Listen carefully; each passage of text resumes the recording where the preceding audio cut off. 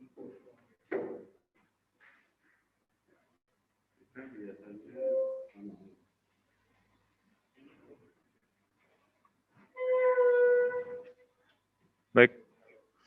Bismillahirrahmanirrahim.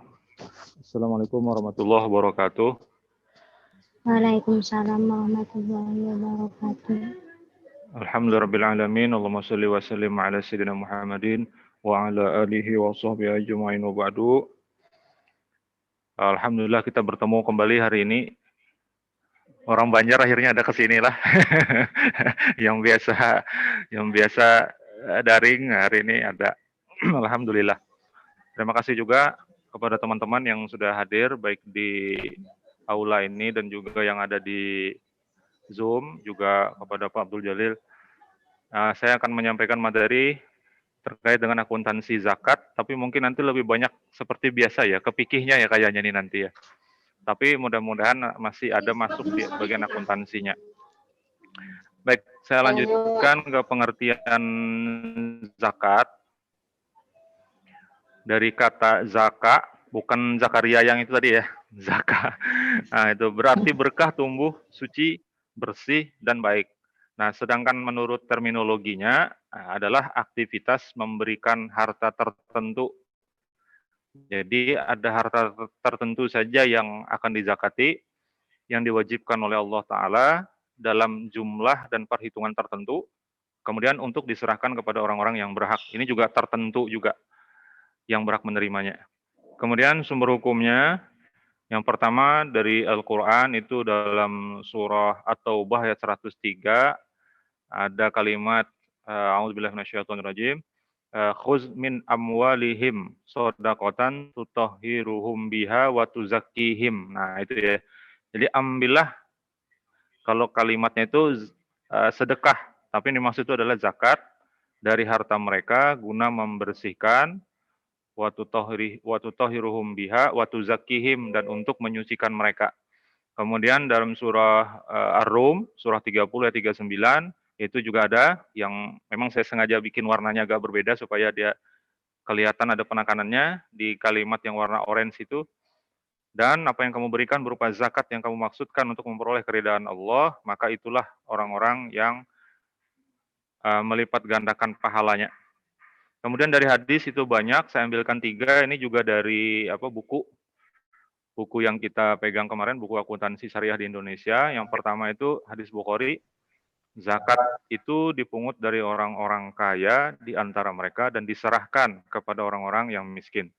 Kemudian hadis riwayat Bazzar dan Baihaqi, ini semacam peringatan, bisa jadi bila sedekah atau zakat bercampur dengan kekayaan lain, maka kekayaan itu akan binasa.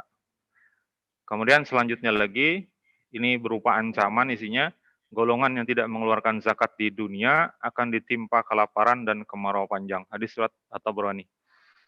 Kemudian syarat zakat ya, wajib zakat yang pertama harus orang Islam. Yang diwajibkan zakat itu orang Islam ya, kalau yang lain dia tidak wajib zakat. Kemudian sifatnya dia merdeka dalam arti tidak berada dalam kekuasaan orang lain. Kekuasaan ini maksudnya merdeka di sini bukan budak, yang mereka itu merdeka atas diri mereka sendiri. Kemudian cukup nisab dan sampai haul. Nisab itu ukuran hartanya, jumlahnya. Kemudian kalau haul itu adalah waktunya. Jadi haul itu 1 tahun. Biasanya kalau kita haulan, nah itu tahunan berarti. Kemudian nisab ini berbeda-beda, ada yang 70 gram, 85 sampai dengan 96 gram.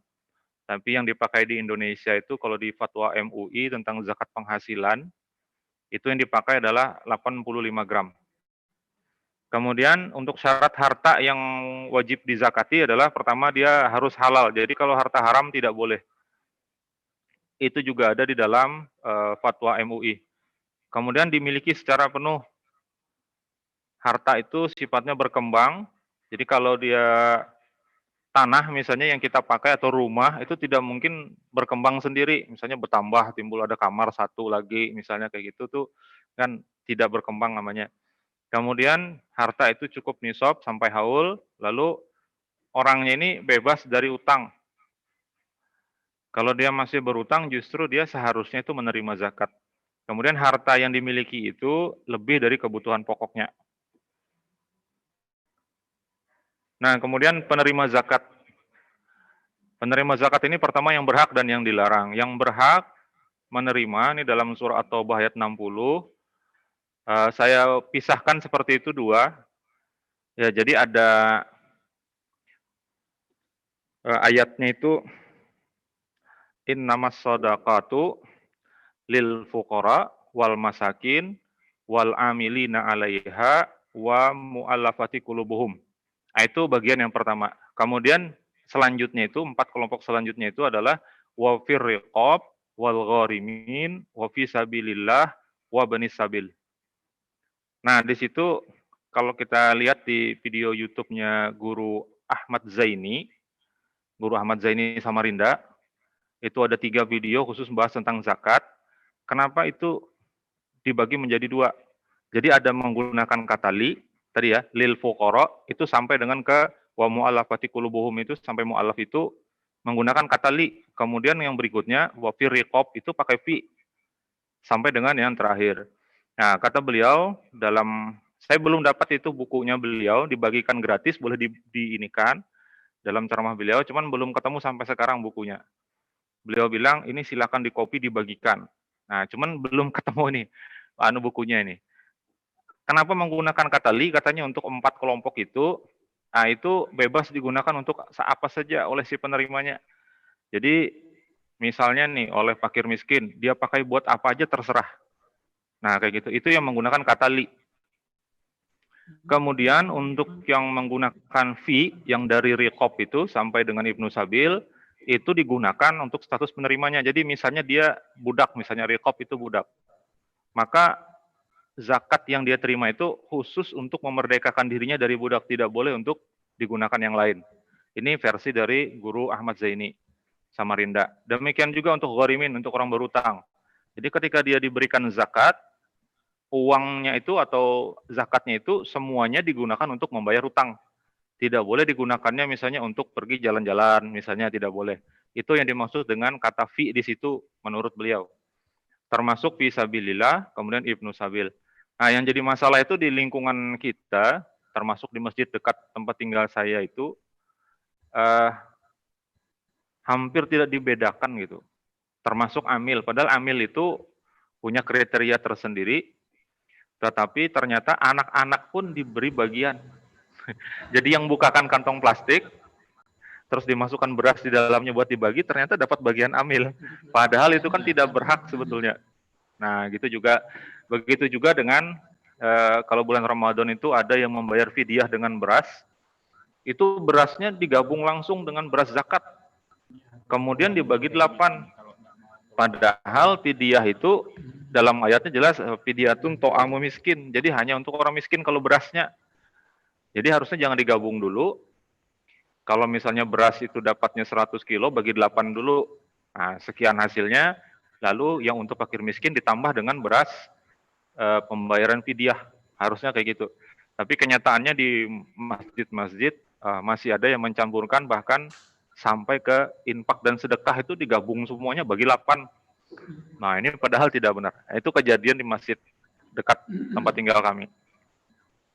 Jadi ada 8, kemudian harus ada tuh hikmahnya kenapa Allah Ta'ala langsung ini yang membagi jadi 8, bukan Rasulullah ini. Karena ini kan ayat Al-Quran ya.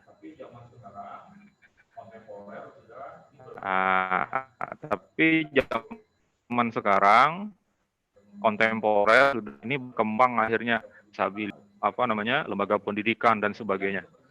Kemudian untuk penerima zakat, tapi yang ini dilarang, yaitu orang kaya, karena mereka harusnya memang membayar zakat. Kemudian ada orang yang badannya masih sehat, kuat, mampu berusaha. Kecuali kalau dia misalnya termasuk kategori miskin, itu karena miskinnya. Jadi jagung bakar itu nggak masuk dalam kategori penerima zakat, janda tanggung. Jagung bakar, janda tanggung baru mekar jarbuanya gitu. Nah, itu tuh tidak berhak menerima zakat. Duda, janda, apalagi yatim, piatu itu tidak berhak menerima zakat, tidak ada dalam 8 ini. Kalau mereka itu diberi karena miskin, ya miskinnya itulah yang masuk kategori gitu loh. Apa tadi janda atau apa? Maaf balik. Enggak, harusnya pakai jabar aja. Jagung 1, bakar. 2, 3. Janda beranak 1, buatnya 3. Masya Allah.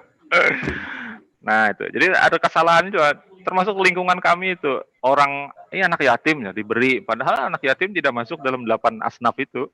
Tapi kalau karena miskinnya, nah itu masuk dalam asnaf. Jadi kalau memberikannya bukan karena miskinnya, tapi karena miskinnya misalnya, bukan karena yatimnya.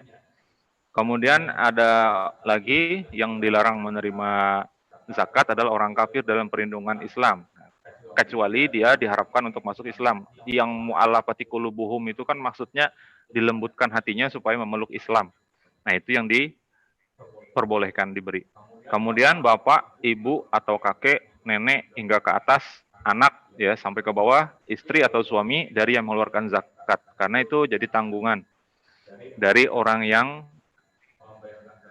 membayarkan zakat itu. Kemudian zakat itu secara umum terbagi dua, yaitu zakat fitrah dan zakat harta. Zakat fitrah ini semuanya wajib ya, karena buat pribadi masing-masing. Nah, pembayarannya adalah lebih utama itu sebelum sholat Idul Fitri memang. Tapi kita tuh sudah kita dianjurkan sejak bulan Ramadan awal itu sudah mengeluarkan zakat fitrah. Nah, yang sering orang tidak membahas itu adalah kalau misalnya terlewat itu, sudah sholat Id orang, belum dikeluarkan lagi zakat ininya, zakat fitrahnya. Nah, ini terhutang. Tapi ini jarang dibahas bahwa itu harus diqodho, tahun depan harus dibayar. Jadi dua harusnya.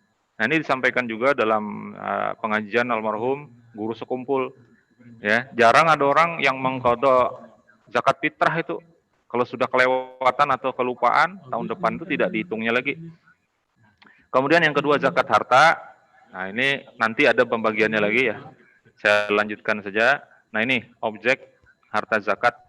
Yang pertama adalah an'am atau zakat peternakan, binatang ternak yang diatur dalam syariah itu sebetulnya hanya 3 aja, unta, sapi, dan domba.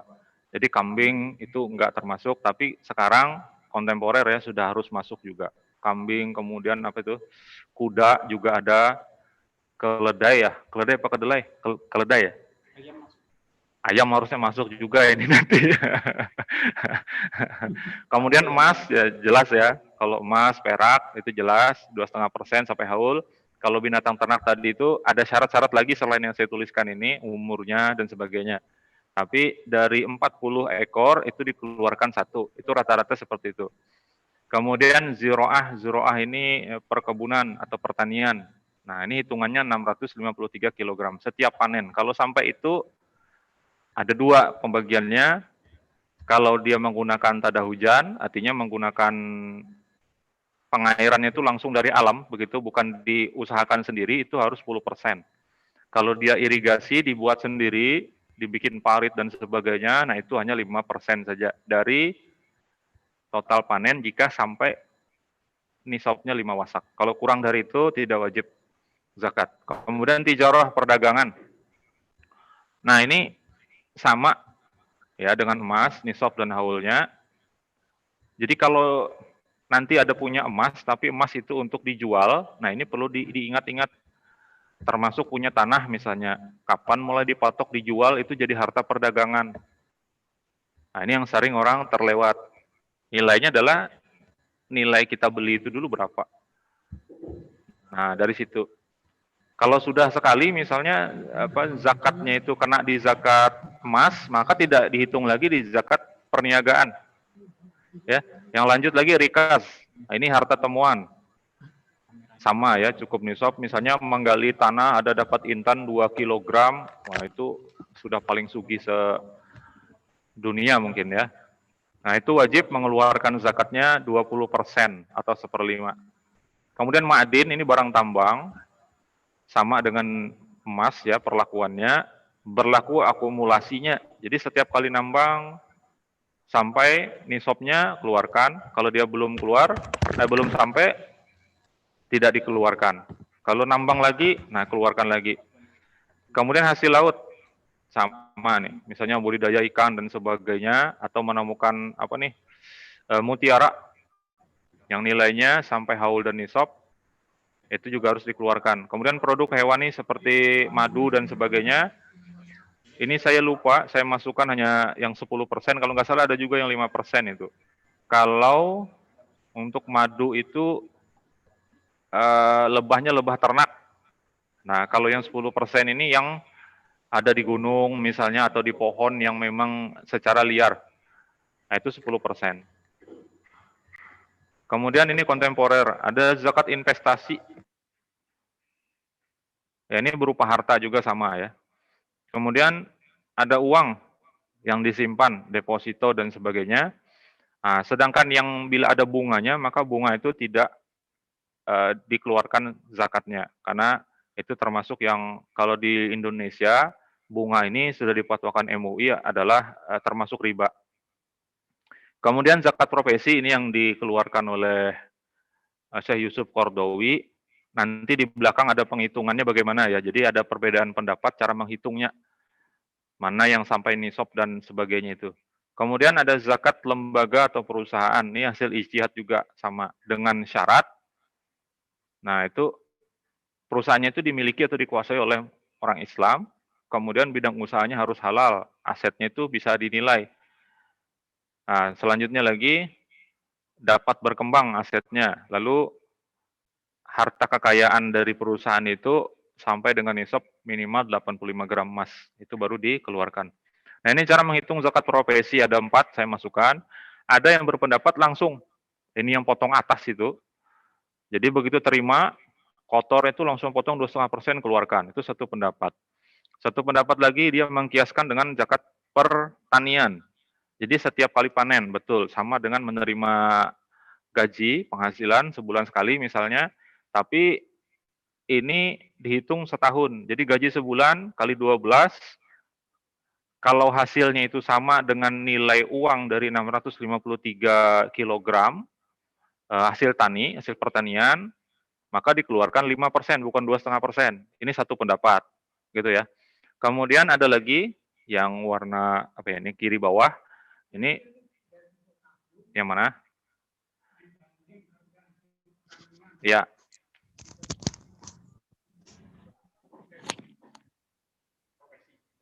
Profesi, zakat profesi. Profesi. 2,5% itu yang pendapat satunya lagi. Sama, karena yang ini apa namanya, dia mengkiaskannya dengan pertanian. Pertanian tadi itu kan kalau dengan tada hujan 10% bahkan.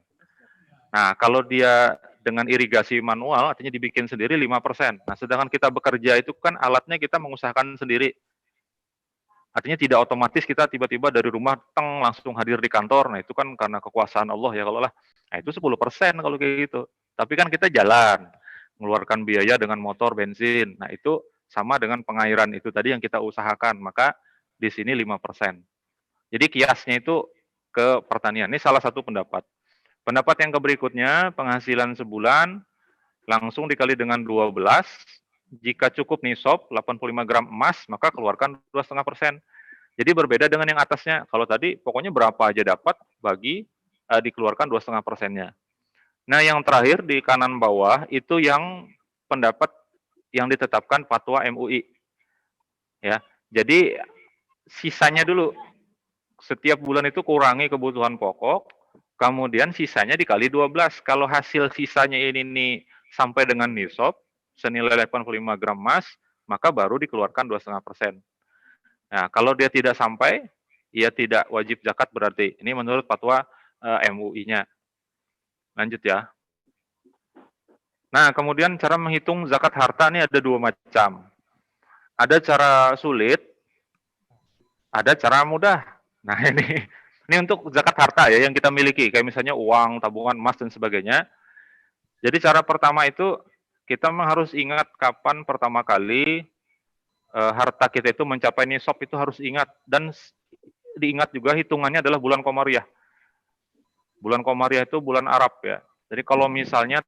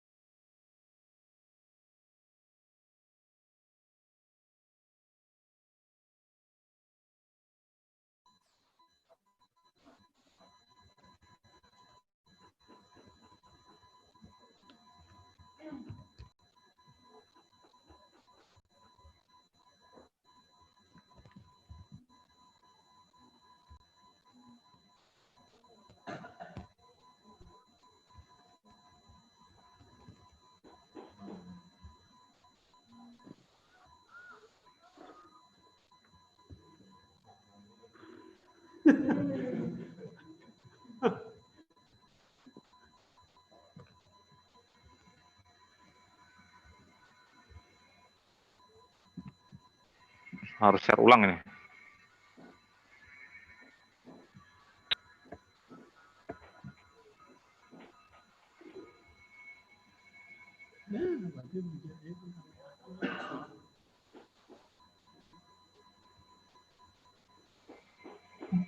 Aku tidak tahu screen share. Oh.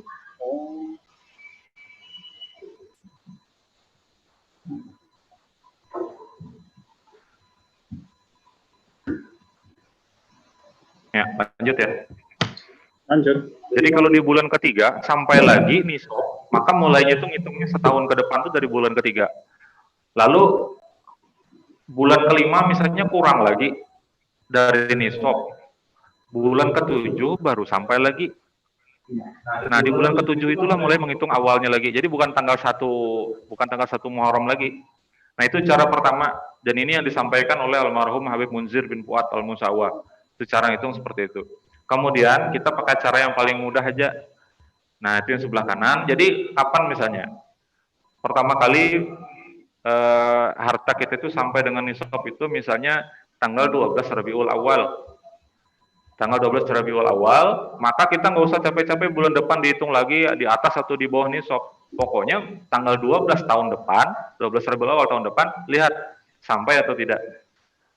Nah, kalau ternyata masih di dalam nisabnya, maka wajib keluar zakat pada saat itu, hari itu sudah wajib 2,5%. Tapi kalau ternyata belum, ya udah tahun depan lagi. Nah, ini cara yang kedua. Nah, ini yang disampaikan oleh Ustadz Erwandi Tarmizi, lihat di videonya ada di YouTube. Jadi itu cara yang paling mudah, tapi terserah ya. Nah, makanya ada orang yang ketika dia menghitung pakai cara yang pertama, mendekati 1 tahun, dia belanjakan, jadi hartanya itu kurang, karena dia menghindari mengeluarkan zakat. Ada yang seperti itu. Atau pakai cara yang kedua bisa juga tuh, tanggal 11 Rabiul Awal, dibelanjakannya dulu. Ketika tanggal 12 dia hitung, kurang dari nisab, nggak keluarkan zakat. Kurang 1.000. Nah, ini bahaya, karena kata Ustaz Abdul Somad, zakat yang tidak dikeluarkan nanti akan keluar dengan sendirinya. Nah, ini bahayanya bisa lebih besar keluarnya daripada persen. Nah, masuk ke akuntansinya. Dasar hukum akuntansi secara umum itu adalah Al-Quran Surah Al-Baqarah ayat 282. Nah, Mas Hasan bisa dibacakan ya? Pak tubuh. Iya kan? Tintahnya aja. Nah, ya ayyuhalladzina amanu idza tadayantum bidainin ila ajali musamma faktubuhu. Nah, intinya sampai situ aja lah. Maka tuliskan ya kalau lah. Nah, ya kalau Kak. Kak. Wahai orang-orang yang beriman, jadinya. Nah, apabila kamu melakukan utang piutang untuk waktu yang ditentukan, hendaklah kamu menuliskannya. Nah, disuruh lagi menuliskannya dengan benar. Kemudian jangan penulis menolak untuk menuliskannya. Ini bagian akuntan nih. Jadi dalam Al-Quran sudah ada nih. Ini dasarnya gitu, konsepnya itu sudah ada. Kemudian untuk zakat, infak dan sedekah itu penulisan akuntansi zakatnya menggunakan PSAK 109. Nah, apa aja yang dibahas di situ, saya bahasnya tentang zakatnya saja. Pertama, pengakuan zakatnya itu sebagai penambah dana zakat, itu jika dia berupa uang ya kas gitu ya, maka dituliskan nominalnya berapa. Tapi kalau dia non kas, ditulis nilainya senilai berapa uangnya, dituliskan kayak gitu. Nah, lalu pengakuan atas penurunannya, jadi ada pengurang tuh. Kalau pengurang dana dia akan menjadi pengurang dana zakat jika tidak terjadi akibat kelalaian amil. Jadi kalau kelalaian oleh amil, maka amil yang menanggungnya. Nah, pengurangan dari dana amil itu terjadi jika penurunan karena kelalaian. Jadi diambilkannya dari dana amil, nanti terpisah. Ada saya masukkan gambarnya ya sebagai penguat contoh. Kemudian penyaluran zakat menjadi pengurang dana zakat. Jadi mengurangi dana zakat di akuntansinya dengan pencatatan sebesar apa. Kalau misalnya uangnya yang dikeluarkan dicatatkan seperti itu. Kemudian kalau dia non kas sifatnya, maka nilainya berapa, gitu ya. Lanjut. Ini yang paling paham benar Pak Hadi, makanya Pak Hadi kini-kini aja. Wah, lewat sudah itu.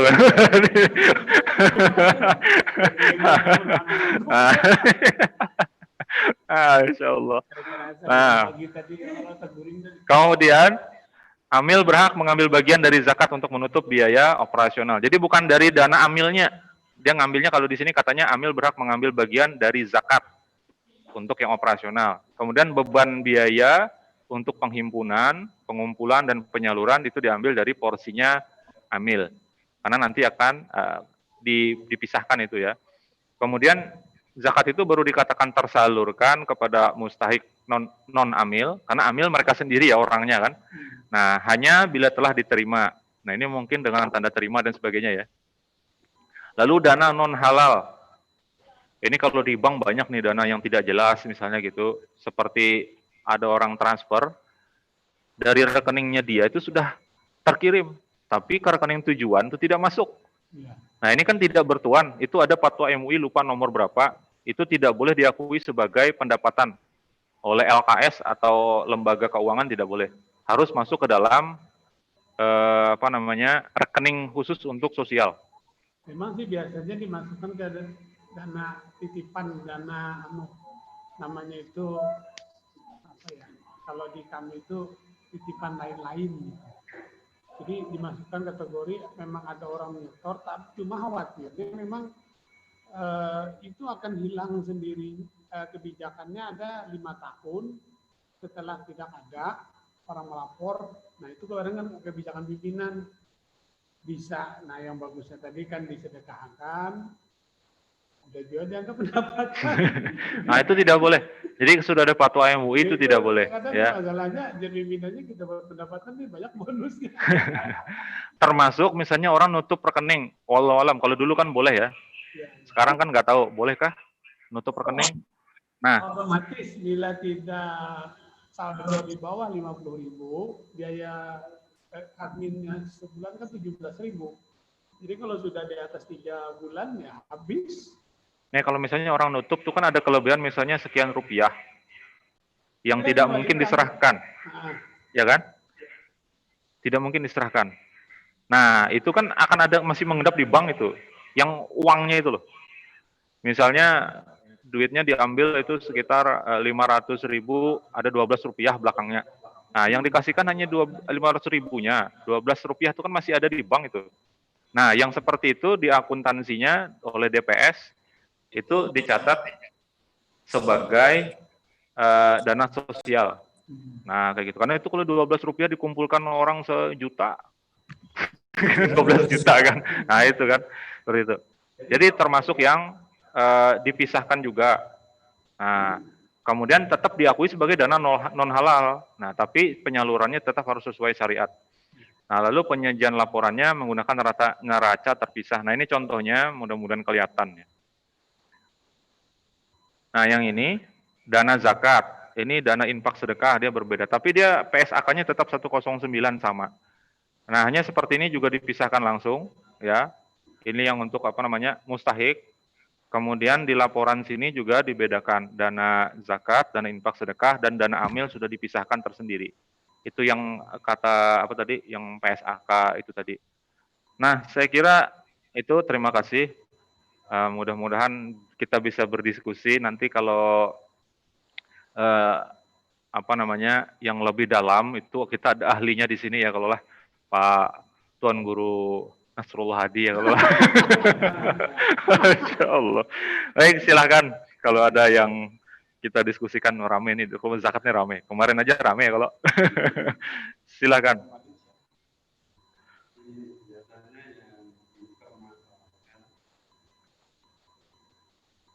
Iya Pak, lanjut Pak. Back ada tadi nah. Back ke yang mana? Tadi neraca kalau baru bilang tadi. Gambar ini kan? Ini kan? Nah,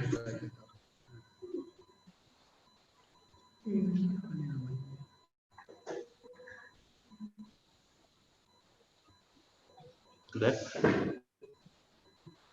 Udah ya? Ini masuk di online. Mana nih yang online nih? yang online ini cuma satu jam tadi saja. Wahyu ini harusnya ada Pak online.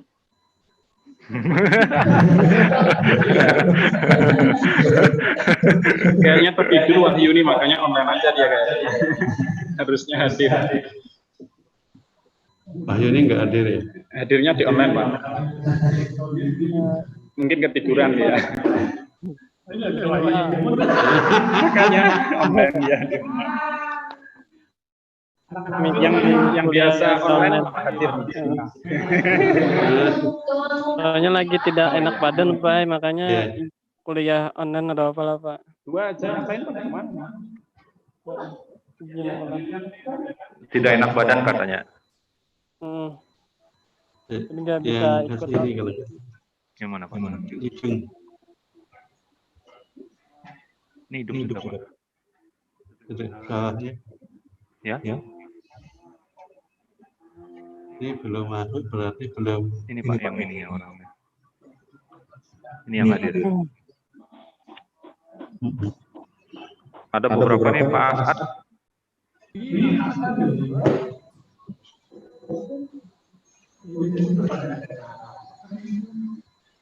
Ya, untuk kita yang apa?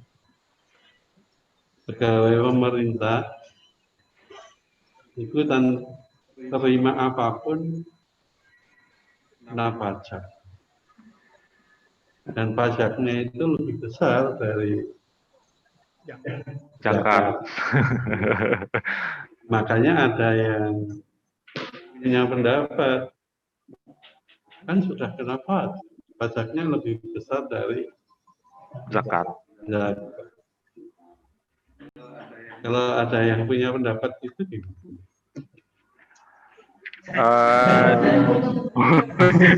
Sekalinya Bapak yang bertanya. Masya Allah. Saya lupa aturannya itu apakah undang-undang zakat atau apa, itu bahwa pembayaran, tapi ini kita nggak akan dipotong duluan oleh zakat masalahnya ini. Tapi kalau yang untuk pembayaran apa, karena dipotong pajak dulu, bukan zakat ya. Tapi kalau pembayaran zakat itu bisa dipakai sebagai apa namanya menutup pajak, asal diserahkan kepada lembaga yang resmi. Ada buktinya, nanti diinikan ke kantor pajak, itu diakui sebagai pajak. Asal kita bayar zakat. Maka lebih bagus seperti itu sebetulnya. Kita mending mengeluarkan zakat aja. Jadi sisanya aja pajak itu gitu. Daripada dipotong zakat, dipotong pajak itu bukan zakat masalahnya gitu kan. Seperti itu. Kalau pendapat saya gitu, Pak. Saya lupa aturannya tuh. Nomor berapa? Memang ada dasarnya bahwa kalau kita bayar zakat bisa memotong, jadi berapa selisihnya baru kita setor.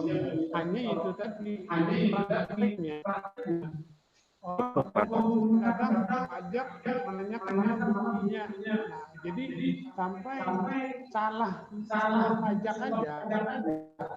Ketakutan kita karena kelebihan dari hitungan kan bisa sebenarnya restitusi kan kalau kita kelebihan dari pajak. Nah itu orang ketakutan, jadi di penelitian bendahara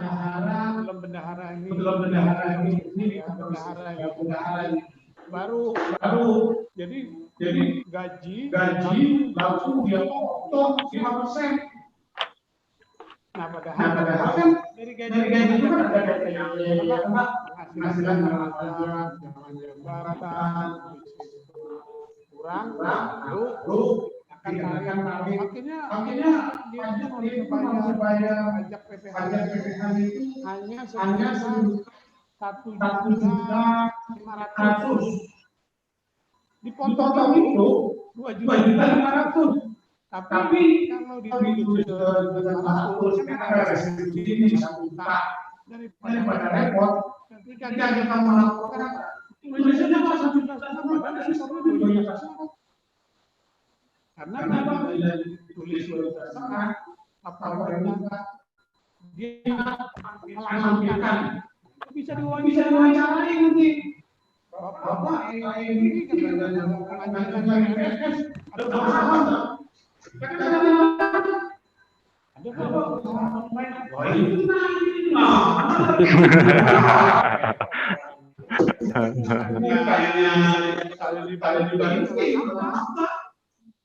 Itulah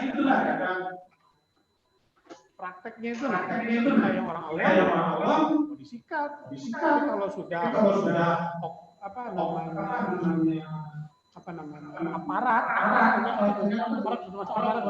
polisi, jaksa,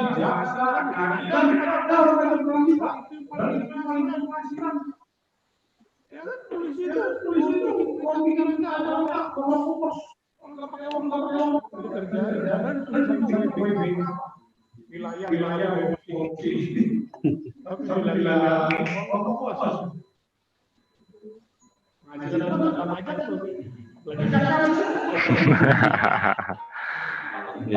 Ya kalau menurut saya kita sebagai orang Islam mestinya mengeluarkan zakat aja, karena dari pengalaman dulu kan sejarahnya. Kalau sebagai ASN, ya ini karena regulasi, karena regulasi mau nggak mau nanti kalau kita melawan malah dipecat. Kayak Mas Hasan kan jangan sampai terjadi ya kalau. Makanya kita malah yang aja ya jangan keluar. Untuk saat ini untuk ASN itu yang masih belum diterapkan pada ASN itu ada yang sebagai garantis itu adalah pajak profesi tadi.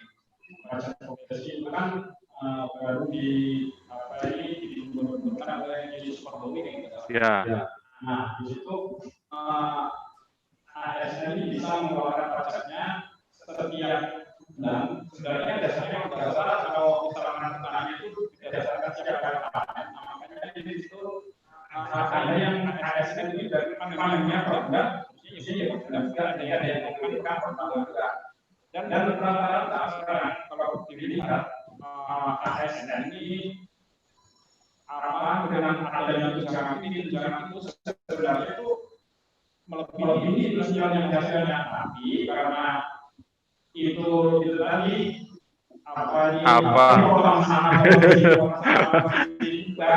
akhirnya dia merasa kekurangan lagi ya benar-benar ada di tadi.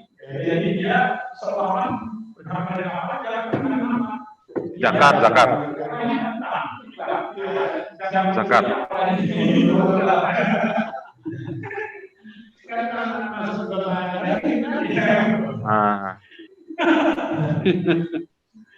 Kan kalau kita punya tugas tambahan memang ada tambahan, tapi juga kenapa? Sekarang kalau itu sudah melebihi satu. Mic-nya aktifkan mic-nya, yang lain nggak dengar.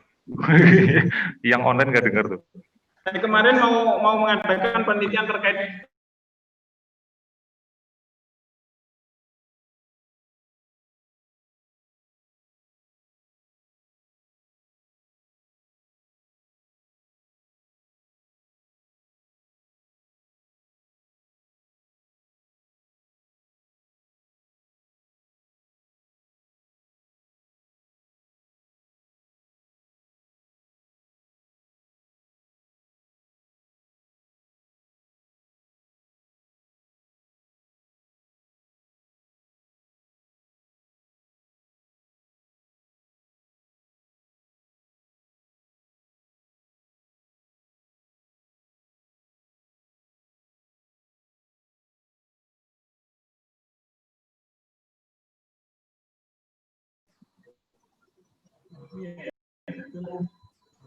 yang namanya malah belajar.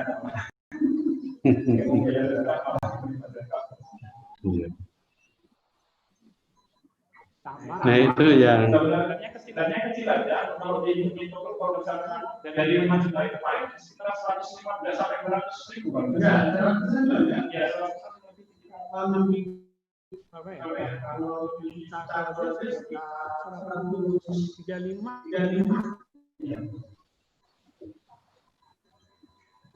Putus lagi.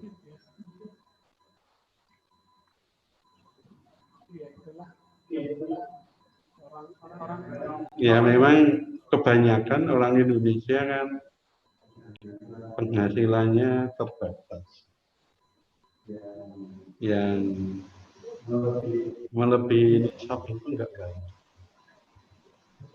Seperti di kampung itu ya pertaniannya hasilnya banyak ya tuan tanah. Mereka banyak yang sebagai apa itu mengerjakan itu ya jadi masalah karena memang di Indonesia banyak yang punya penghasilan yang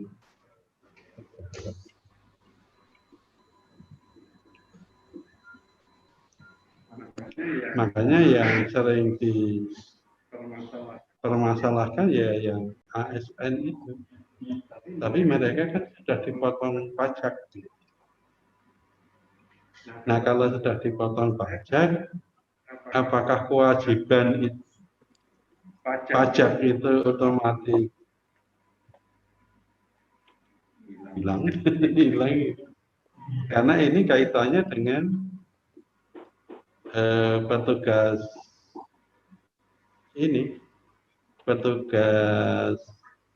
zakat, amilnya itu. Tapi kalau yang apa punya iman yang kuat, sebetulnya kalau dihitung itu berapa sih pajak ini, lalu dia bayar. Tapi kalau kita ditanya soal, Pak, apa lagi Pak? Pajak. Kan pajak untuk pemerintah. Dan hakikat pajak juga untuk pemerintah juga. Makanya kalau dulu ada daerah yang tidak memungut pajak, dianggap pembangkang. Kalau kita yang menggunakan sistem pajak, ada yang punya pendapat, ya udah kalau memang gajinya terbatas sudah kena pajak ya udah. Hanya setelah menjelaskan dari Pak Irfan, rumit juga. Rumit juga. Rumit Pak. Baik itu apa?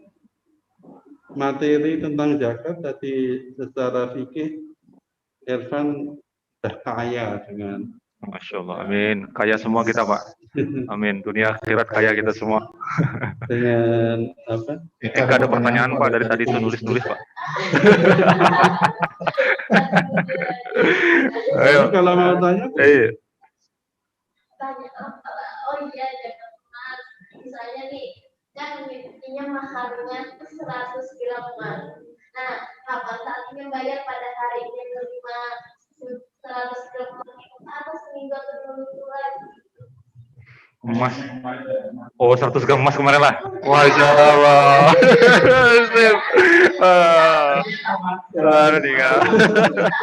Maharnya 100 gram emas luar biasa. Yang pasti emas itu kalau dia emas yang dipakai sehari-hari itu kan tidak kena termasuk sepeda motor yang dipakai hari-hari itu kan bukan termasuk yang atau rumah atau tanah yang ditempati. Nah, kemudian kalau itu jadi kelebihan, ya sejak kita punya itu kapan? Sejak kan ada sejak saat itu kan kita punya emas itu, emasnya itu dipakai atau tidak? Kalau pakai. Oh, kisahnya.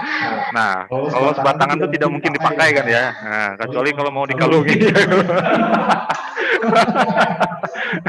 Nah, itu siap-siap aja ada yang ngekor di belakang ya kan.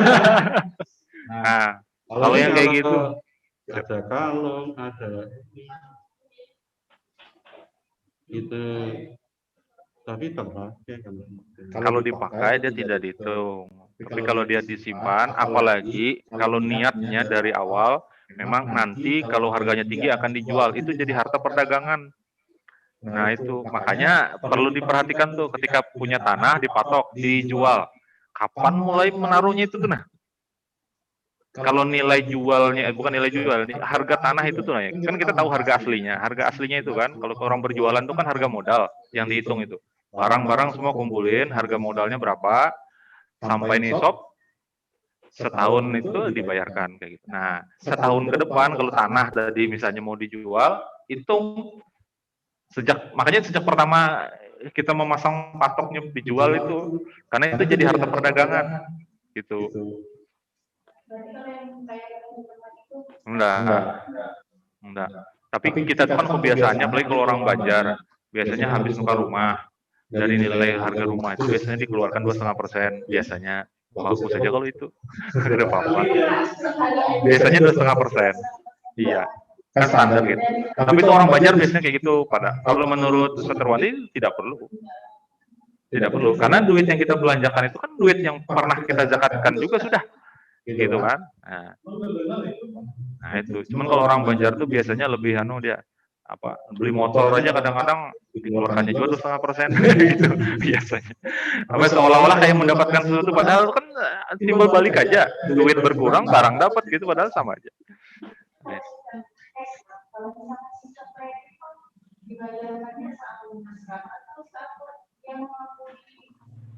kan untuk dipakai untuk dijual. Misalkan kan kadang ada orang beli tanah, tapi dia sudah punya rumah, beli tanah, misalkan kan dia dijual malah dulu pendapat itu ada waktu kami bahas di DSN MUI yang subuh-subuh kuliahnya itu ada dua pendapat. Ada yang nanti di akhir, karena kan belum tentu sampai akhir dia tuh, bisa jadi misalnya meninggal dunia orangnya dan sebagainya kan gitu. Makanya sama dengan zakat profesi ini, yang berpendapat itu dikali setahun, iya kalau sampai setahun katanya gitu, masih tetap bekerja di situ. Nah, kalau misalnya setengah tahun sudah dipecat dari situ, berarti kan nggak bisa dihitung setahun yang kali 12 tadi itu, nah kan nggak bisa gitu loh. Makanya kalau fikih ini banyak sekali ininya kemungkinannya itu. Nah, jadi dua pendapat itu bisa dikeluarkan di muka langsung. Kalau mau berhati-hati, ihtiyat nih, bayarnya di depan. Kalau seandainya tidak sampai ternyata, ya kan, itu jadi sedekah akhirnya. Nah gitu, itu lebih lebih berhati-hati.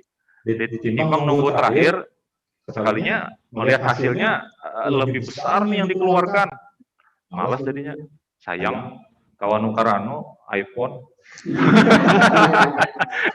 Nah kan kayak gitulah gitu. Memang harus dipaksa bang itu kan. Gitu. Mungkin seperti itu. Eka. Tapi kalau dalam ekonomi, kan yang fikih ekonomi itu dibahas secara spesifik. Kalau dalam praktek itu biasanya sudah dihitung mudahnya. Ya, itu mudah. Dihitung mudahnya. Seperti yang saya contohkan, saudara saya itu, dia punya penghasilan tiap bulan. Ini penghasilan bukan omset. Nah, omsetnya bisa di atas 2M. Nah, dia punya penghasilan dihitung itu sekitar 100 juta. Nah, hak dia sebagai manajemen itu 40%. Nah, terus 40% untuk investor. Itu dibagikan. Nah, terus ada namanya dana sosial aja. Jadi nggak bilang pajak tapi itu 15%. 15%. Ya, lalu yang 5% ya dana ini untuk kalau ada yang minta bantuan ada. Dan dengan cara itu usahanya tambah lancar.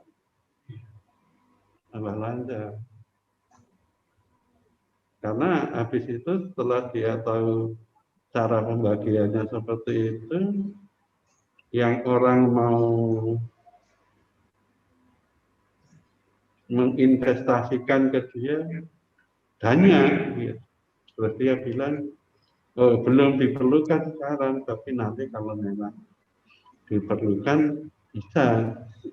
Karena investasi seperti itu ya karena dia lingkupnya itu 5 kota.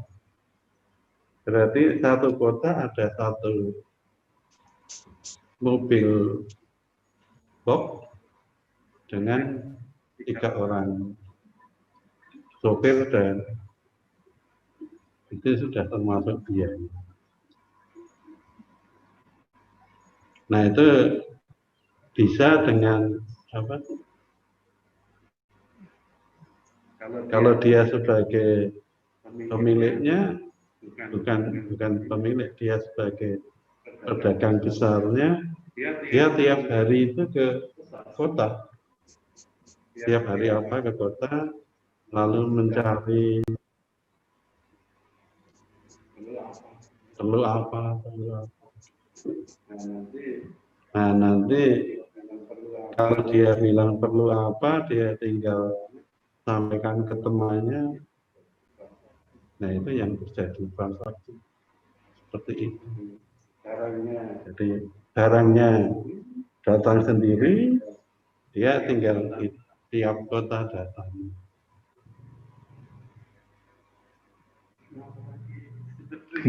Maka lagi. Dan dia memang punya modal apa? Ini tahan menghadapi banyak orang. Dan itu yang saya katakan cari mudahnya, tapi dia ada dana yang tersedia. Baik, saya kira ini yang secara fikih sudah cukup memadai. Nah, sekarang ke siapa? Ke Habibah. Habibah. Ya. Sebelum tentang kafalah ya. Sebelum ke Habibah, saya tutup dulu. Kesimpulannya adalah bahwa zakat ini terbagi menjadi 2, ya ada zakat fitrah, kemudian ada zakat harta.